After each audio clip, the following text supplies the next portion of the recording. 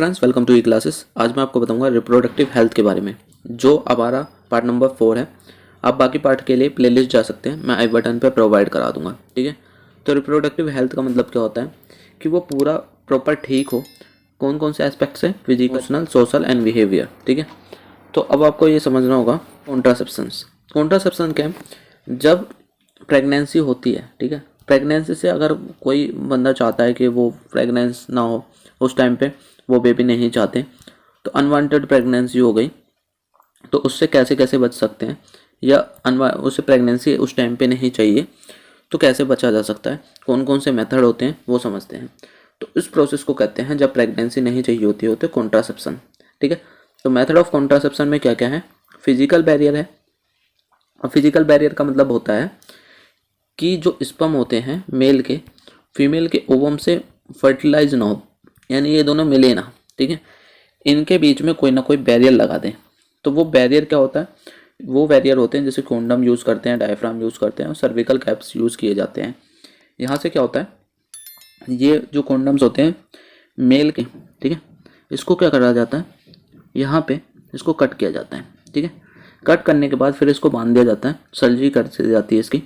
तो अब मुझे बताइए, ट्यूब है, तो ट्यूब को काटा गया, तो काटने को कहते हैं सेक्शन। तो सेक्शन जुड़ जाएगा ट्यूब के अंदर। ठीक है, तो ट्यूबैक और टोमी होता है बांध देना, टाँके लगा देना एक तरीके से। ठीक, तो ट्यूबैक्टोमी इसको कहते हैं। ठीक है, जब फॉलोपिन टीम फीमेल पार्ट में की जाती है। अगर ये मेल पार्ट में हो तो मेल पार्ट में किसको काटते हैं? तो ये जो वेस्ट डिफरेंस है इसको काट दिया जाता है, तो इसीलिए इसको बोल दिया जाता है वेसेक्टोमी। ठीक है, वेसेक्टोमी क्यों? जो वेसिकल पार्ट है, ये जो वेस्ट डिफरेंस है, इसको काट दिया जाता है और मोड़ के टाँके लगा दिए जाते हैं। सेक्शन क्या और टोमी जो वर्ड है वो आपको उसके लिए। तो अब यहाँ पे देखिए, अब मैं आपको बता दूँ, देखिए, vasectomy sterilization in the vas deferens of the male is block to prevent sperm transfer. Sperm जाते हैं ना यहाँ से निकल के।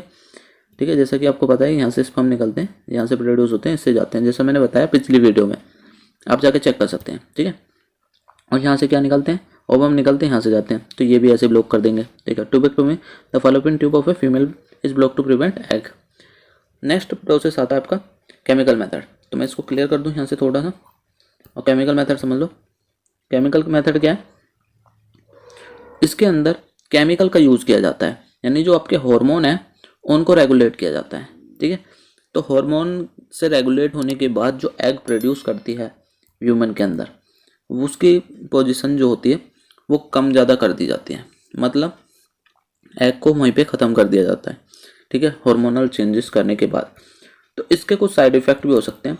ऐसा भी हो सकता है कि हार्मोन इतना हो जाए कि एग जनरेट ही ना हो। ठीक है, मेंस्ट्रुएशन साइकिल पे भी फ़र्क पड़ सकता है। ठीक है, समझ आ गया। नेक्स्ट आता है आपका आईयूसीडी। आईयूसीडी क्या है? आईयूसीडी होता है आपका,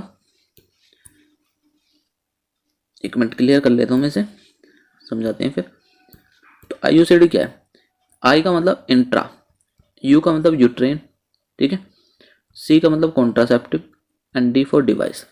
मतलब ऐसे डिवाइस लगा दिए जाते हैं जो मेल से स्पर्म गए हुए और फीमेल से ओवम का आए हुए उनका फर्टिलाइजेशन को प्रिवेंट कर सकें, प्रेगनेंसी को प्रिवेंट करे जाते हैं। ठीक है, तो एक कॉपर टी होता है, लूप होता है। कॉपर टी इस तरीके का होता है, ये यूट्रस में लगा दिया जाता है। अगर बात समझ में, जिससे वहाँ पे जो साइड में यूट्रस में लाइनिंग होती है, वहाँ पे पूरे टिश्यू बनते हैं, फॉर्मेशन होती है, प्लेजेंटा बनता है, जुड़ता है उससे जाइगोट से। तो ये सब प्रोसेस रुक जाते हैं। ये रुक जाते हैं तो मतलब प्रेगनेंसी नहीं होती। समझ में आ गया? क्लियर हो गया यहाँ तक? तो ये थे मेथड इनके।